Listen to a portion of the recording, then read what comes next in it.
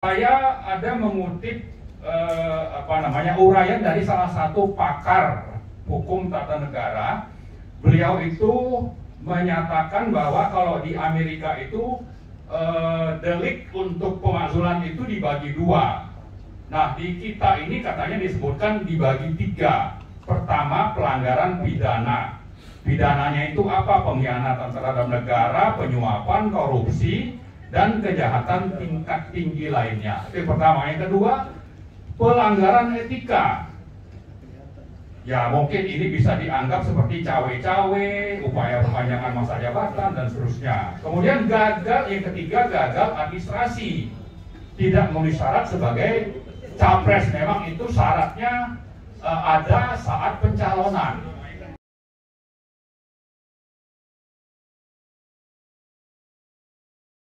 Yang telah kita lakukan di DPR pada 19 Juli yang lalu, telah ada komunikasi dengan daerah-daerah, nanti akan dilaporkan oleh Bapak Marwan Batubara bahwa kita akan melanjutkan atas permintaan dari para tokoh daerah untuk mengkoordinasikan terhadap acara agenda pemakzulan ini.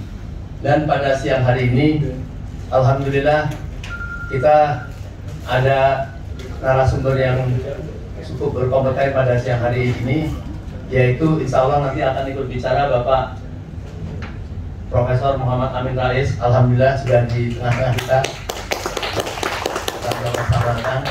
Dan ada nanti ikut bicara Bapak Dr. Rizal Ramli, tapi nanti mungkin beliau melalui Zoom. Juga ada Bapak Dr. Abdullah Mahua. Kemudian nanti ada Habib Muhsin sudah hadir tengah kita, terima kasih. Ada Bapak Taufik Baudin dari UI Watch, dan ada alhamdulillah Ibu Mirah Sumirat ya sudah ada, dan ada yang tidak kalah pentingnya, tokoh yang memang sangat dibutuhkan pada siang ini, yaitu Dr. Ubaidah Badrun sudah ada di tengah-tengah kita. Insya Allah ke depan apa yang telah dilaksanakan oleh para tokoh kita sebelumnya, baik yang ada di Solo, baik yang di Jakarta, di Bandung, nanti insya Allah pada saatnya akan bergabung, akan mewujudkan keadilan yang insya Allah terwujud ya oleh para perjuangan tokoh kita, yaitu dengan melalui proses pemakzulan yang formal melalui DPR atau MPR, atau nanti kita lihat nanti perkembangannya. Untuk itu, sebelum kita mulai, kita sama-sama membaca basmalah. Bismillahirrahmanirrahim. Sebelum kami minta Bapak Profesor Amin Rais untuk bicara, mungkin Pak Marwan memberikan sedikit pengantar. Saya persilakan. Terima kasih Om Lim. Assalamualaikum warahmatullahi wabarakatuh. Alhamdulillahirrahmanirrahim. Allahumma sholli ala sayyidina Muhammad. Sedikit informasi tentang pemakzulan ya. Jadi acara kita, kata kunci pentingnya hari ini adalah pemakzulan. Tapi kalau kita kaitkan dengan petisi 100, sebetulnya petisi 100 itu ujungnya menuntut dua hal. Pertama, supaya DPR, MK, kemudian MPR itu segera memproses pemakzulan Presiden Jokowi karena memang sudah melanggar banyak hal. Jadi kata kuncinya supaya Pak Jokowi segera diproses pemakzulannya. Kemudian tuntutan kedua adalah kita minta penyelenggara negara itu untuk memulihkan kedaulatan rakyat. Itu poin kedua yang menjadi tuntutan dari petisi 100. Nah, dengan sudah dibacakannya ya petisi tersebut bulan lalu di gedung MPR, ini adalah gaung pertama yang kita lakukan, yaitu di Jakarta, dan menyusul nanti di sejumlah kota kota besar di Indonesia, antara lain itu misalnya di Surabaya, di Jogja, di Solo, Semarang, Medan, dan seterusnya. Kenapa ini penting? Karena memang proses pemakzulan ini, meskipun kita paham itu ada aspek politik, ada aspek hukumnya. Aspek hukumnya mungkin oke, tapi politiknya ini kan sangat tergantung kepada peta sikap dari partai-partai atau anggota DPR. Nah, karena itu pemakzulan ini kita harapkan bisa terlaksana dengan bergaungnya tuntutan di seluruh Indonesia, dimulai dengan kota-kota besar yang saya sebutkan tadi.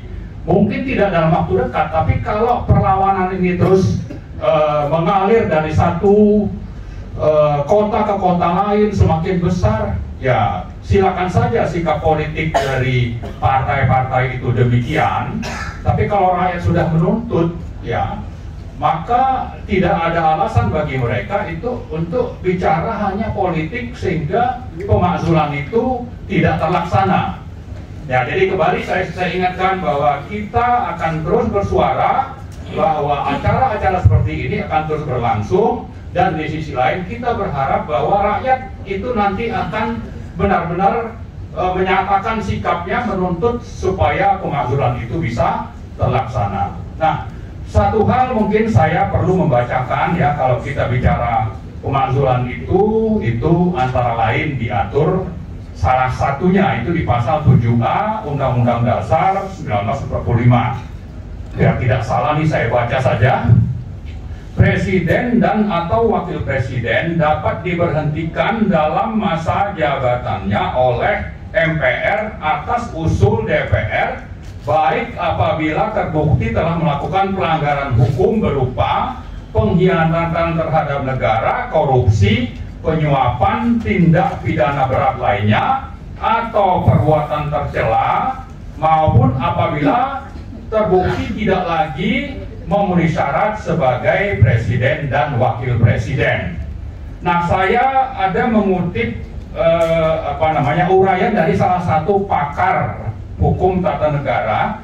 Beliau itu menyatakan bahwa kalau di Amerika itu delik untuk pemakzulan itu dibagi dua. Nah, di kita ini katanya disebutkan dibagi tiga. Pertama, pelanggaran pidana. Pidananya itu apa? Pengkhianatan terhadap negara, penyuapan, korupsi, dan kejahatan tingkat tinggi lainnya. Itu yang pertama. Yang kedua, pelanggaran etika. Ya, mungkin ini bisa dianggap seperti cawe-cawe, upaya perpanjangan masa jabatan, dan seterusnya. Kemudian gagal, yang ketiga gagal administrasi, tidak memenuhi syarat sebagai capres. Memang itu syaratnya ada saat pencalonan. Nah, masalahnya poin ketiga ini adalah ternyata di akhir-akhir ini, berapa bulan terakhir, ya itu sangat sulit untuk membuktikan bahwa ijazah Pak Jokowi itu asli gitu. Saya ingin mengatakan sangat sulit membuktikan ijazahnya asli. Artinya ijazahnya ini palsu. Sebetulnya dengan poin ketiga ini sudah layak Pak Jokowi itu kalau secara sukarela untuk mundur, begitu ya kira-kira. Itu poin ketiganya. Tapi poin keduanya juga banyak ya. Poin pertamanya tadi pelanggaran pidana itu saya kira berbagai peraturan yang diterbitkan oleh pemerintah melangkahi wewenang DPR, terutama dalam pembentukan undang-undang APBN. Ya, ini sudah sangat nyata dan sering diulang-ulang.